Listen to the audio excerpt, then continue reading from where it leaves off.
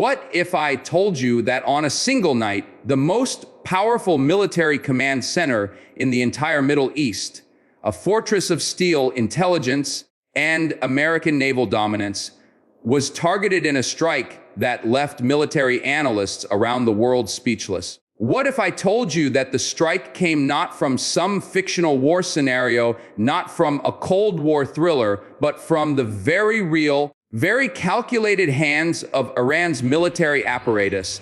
And what if I told you that the repercussions of that single seismic event are still unfolding right now, reverberating through every military base, every intelligence briefing room, every naval war room from Washington, D.C. to London to Riyadh? Stay with me, because what you are about to hear is not just a news story. It is a turning point, and you need to understand every single detail of it. Hello, everyone. Welcome back to the channel. Tonight, we are going deeper than the headlines, deeper than the official statements, deeper than the sanitized version of events that mainstream media will feed you between commercial breaks. Tonight, we are talking about Iran doing the absolute unthinkable. A direct strike on the United States Navy's Command Center in Bahrain, the nerve center, the brain of American naval operations across the entire Persian Gulf and beyond. If you think you understand what just happened, I promise you, you don't. Not yet. But you will. Let's start by establishing exactly what was hit, because this is not just any military installation. The U.S. Naval Forces Central Command, known as NAVCENT, headquartered at Naval Support Activity Bahrain, is one of the most critical military installations on the planet. This is the command hub from which the United States coordinates every single naval operation across 20 countries in the Middle East, Central Asia, and East Africa. It is the beating heart of America's maritime military power in the region. Carrier strike groups, destroyer patrols, mine countermeasures, logistics chains, intelligence fusion, all of it flows through this one nerve center. Striking it is not just striking a building. Striking it is like cutting the head off a military octopus whose tentacles stretch across millions of square miles of ocean. Now here's where it gets even more alarming. And I need you to pay close attention here, because this is the part that most analysts are glossing over. Iran did not stumble into this. This was not an act of desperation. This was not a miscalculation. Every piece of intelligence coming out of the region suggests that this strike was the result of months, possibly years, of meticulous planning, intelligence gathering, and military preparation by the Islamic Revolutionary Guard Corps, the IRGC. These are not rogue actors. These are not underfunded militias. These are highly trained, deeply motivated military professionals who have been studying American vulnerabilities in the Gulf with laser precision. And on this day, they executed. But let's ask the question that every general, every admiral, every defense secretary in the Western world is being forced to answer right now. How did they do it?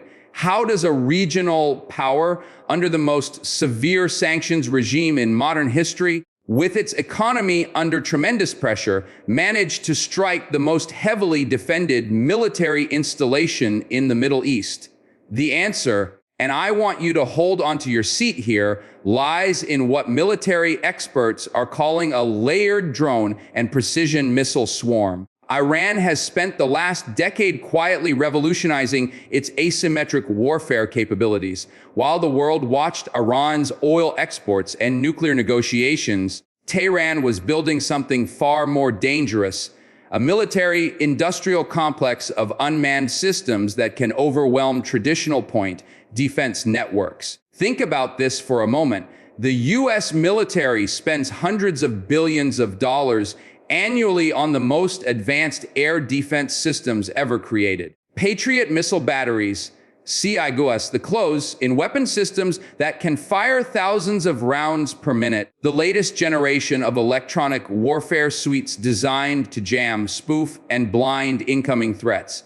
And yet, Iran's military planners appear to have studied every single one of these systems with the precision of a surgeon, and engineered a strike package designed to probe, saturate, and overwhelm those very defenses. The Shahed series drones that Iran has been deploying across multiple theaters, and which have already demonstrated devastating effectiveness in conflicts in Ukraine and Yemen, were not the only component. Alongside them came what intelligence sources are describing as ballistic missile variants with maneuvering warheads, designed specifically to defeat terminal phase intercept systems. And now here's the secondary piece of intelligence that should send a chill down the spine of every Western defense planner. Iran did not act alone. The layers of this operation, the intelligence reconnaissance in the weeks prior, the timing coordination, the suppression of early warning systems, all of it bears the fingerprints of a level of coordination that goes beyond what Iran's military could achieve in isolation. The question of whether we are looking at direct operational support from state actors with far more sophisticated intelligence and military technology is a question that is now sitting on the desk of every major intelligence agency in the Western world. And that question does not yet have a fully public answer, but what it does have is enormous implications. Let me take you back to the timeline, because the timeline of this attack is where the true strategic genius, and I use that word carefully, of this operation becomes horrifyingly clear. In the 48 hours leading up to the strike, U.S. naval and intelligence assets in the region were dealing with a series of what appeared to be unrelated incidents. A spoofing event affecting GPS navigation near the Strait of Hormuz, unusual maritime traffic patterns that stretched the monitoring capacity of regional surveillance assets, a cyber anomaly still officially unexplained that briefly disrupted communications at a coalition partner facility. Now, in hindsight, every single one of these events was not a coincidence. Every single one was a carefully choreographed distraction, a feint designed to draw attention, stretch resources, and open a window. And into that window, Iran drove its strike package with devastating precision. Now, I want to talk about something that is getting almost no airtime in mainstream coverage, but which is absolutely essential to understanding the full strategic picture.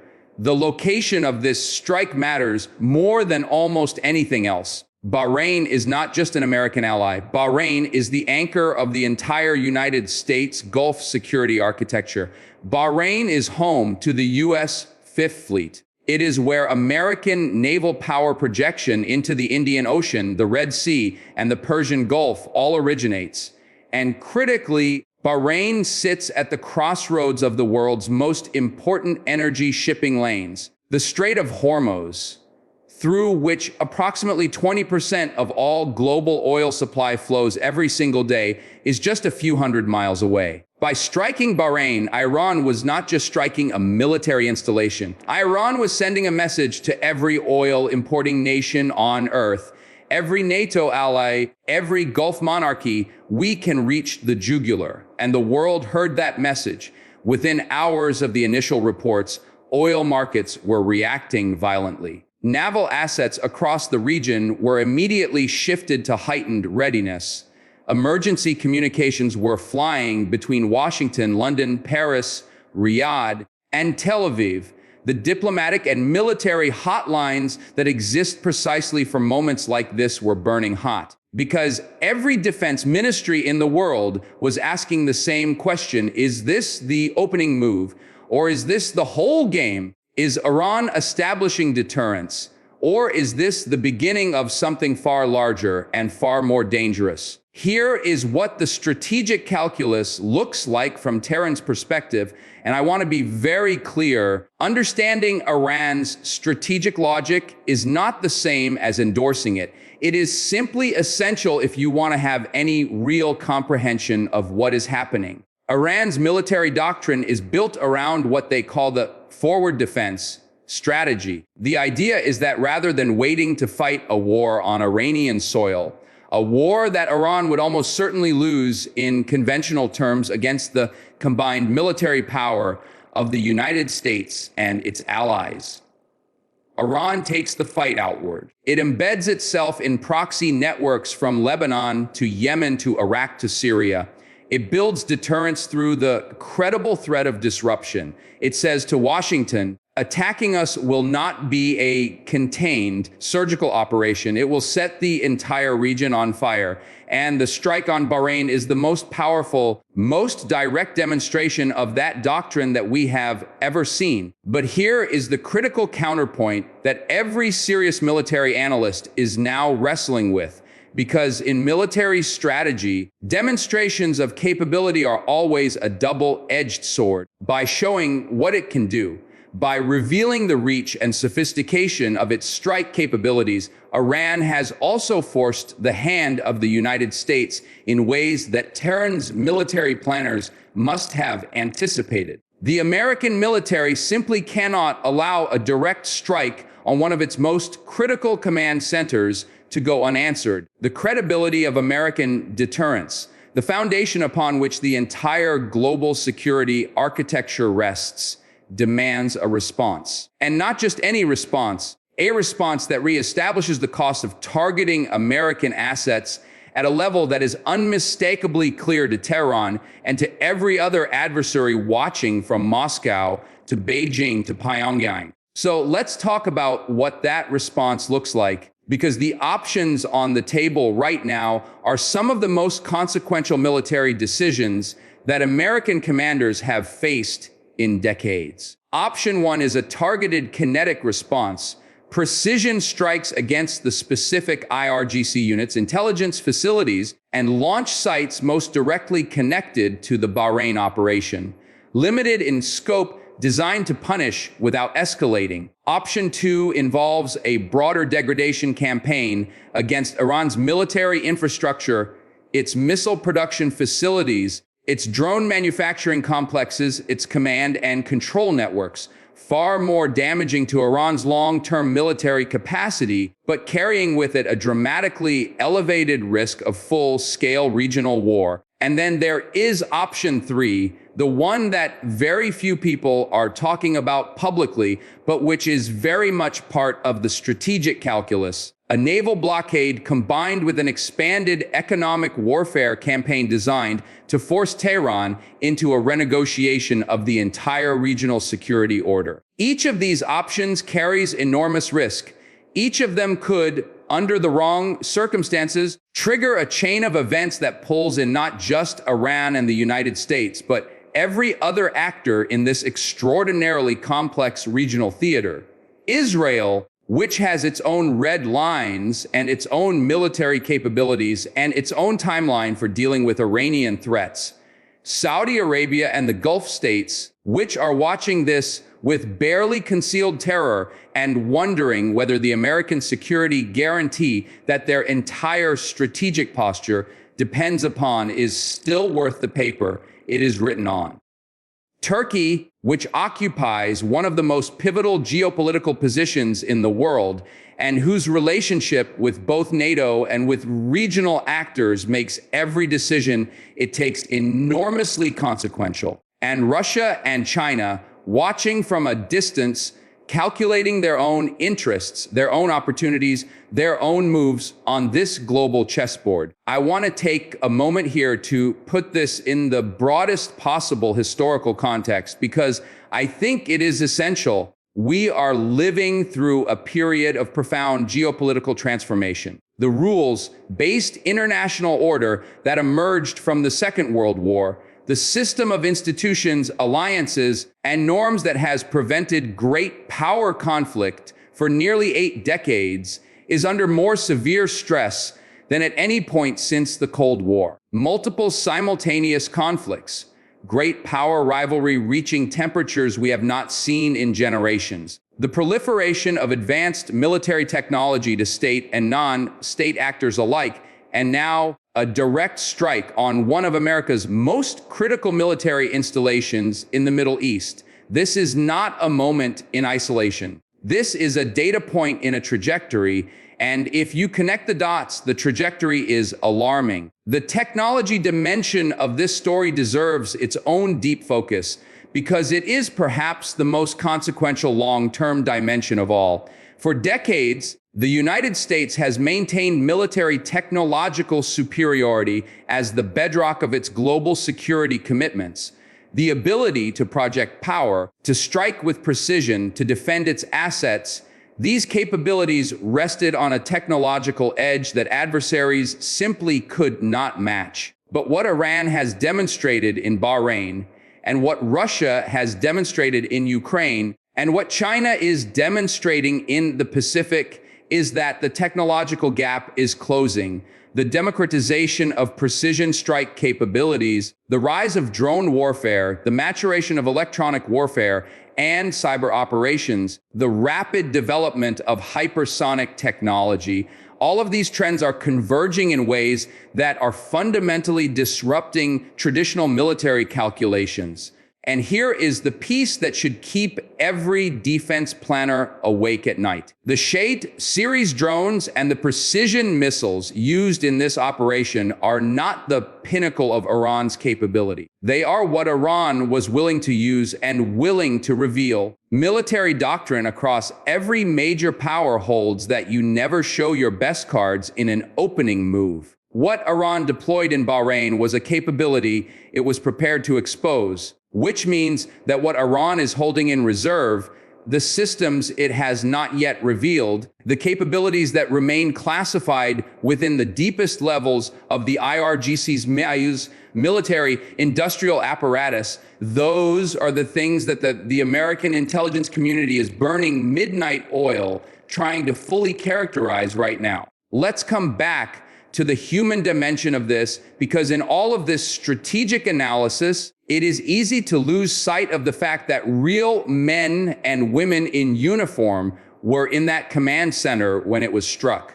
Real service members, many of them young, many of them far from their families, who signed up to defend their nation and who found themselves in the middle of one of the most consequential military events in recent decades. The courage and professionalism that American military personnel demonstrated in the immediate aftermath of this strike, the rapid damage assessment, the continuity of operations, the immediate reconstitution of command capabilities is a testament to years of preparation and an extraordinary level of individual and unit readiness. The American military has been tested before. It has always found a way to adapt, but the nature of the test has changed, and the adaptations required are going to be unlike anything we have seen in the modern era. And what about the broader population of the Gulf? What about the civilians in Bahrain, in Saudi Arabia, in the UAE, in Kuwait, nations that have built their entire economic miracle on the foundation of a secure,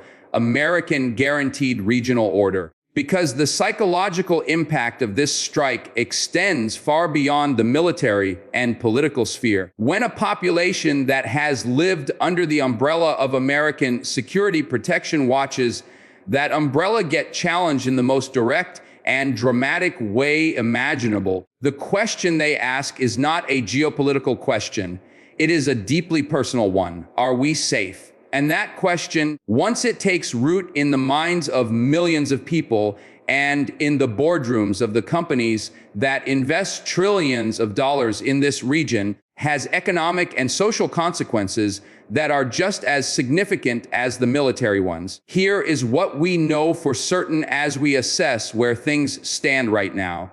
The strike happened. The damage is real. The intelligence failure, because that is what this is, at least in part, a failure to anticipate and prevent, is being examined with extraordinary intensity at the highest levels of the American intelligence and military establishment. The response is being planned with equal intensity, and the world is watching. Every adversary of the United States is watching to see how Washington responds. Every ally is watching to see whether the American commitment to their security is as solid as it has always been promised to be. Every neutral nation is watching to calculate which direction the scales are tipping in the most consequential geopolitical competition of the 21st century. The next 72 hours are critical. The decisions made in the Situation Room in Washington, in the operation centers of CENTCOM, in the cabinets of key allies, and yes, in the command bunkers of the IRGC in Tehran, will shape the trajectory of this crisis for months and potentially years to come. This is the moment when deterrence is either restored or further eroded. This is the moment when the rules of engagement in the most volatile region on Earth are either reaffirmed or fundamentally rewritten. And this is the moment when the world either steps back from the edge or takes one step closer to a conflict that no one should want, but that everyone must be prepared for. Stay locked in, keep watching, because this story is not over, not by a long shot. The developments are moving faster than any news cycle can fully capture, and the information that is going to emerge in the coming days about the full scope of the damage, about the intelligence picture, about the response options being exercised, about the diplomatic back channels that are simultaneously burning hot. All of it is going to be extraordinary. You need to be informed. You need to understand what is happening, and you need to stay alert, because in a world where Iran can do the unthinkable and strike America's most critical military hub in the Middle East, the landscape of global security has changed permanently. This is not the world of yesterday. This is the world we live in now. And how we navigate it, how the decision makers in Washington and Riyadh and Tel Aviv and Tehran navigate it, will define the security and stability of the entire planet for decades to come. If this video gave you a clearer picture of what is at stake, if it helped you see beyond the headlines and understand the real strategic, military, and human dimensions of what just happened, then do not keep it to yourself. Share this with someone who needs to understand. Subscribe if you want the analysis that goes deeper than anywhere else. Hit that notification bell, because what comes next in this story is going to be something you absolutely cannot afford to miss. The world is changing. Stay alert. Stay informed. We will be right here.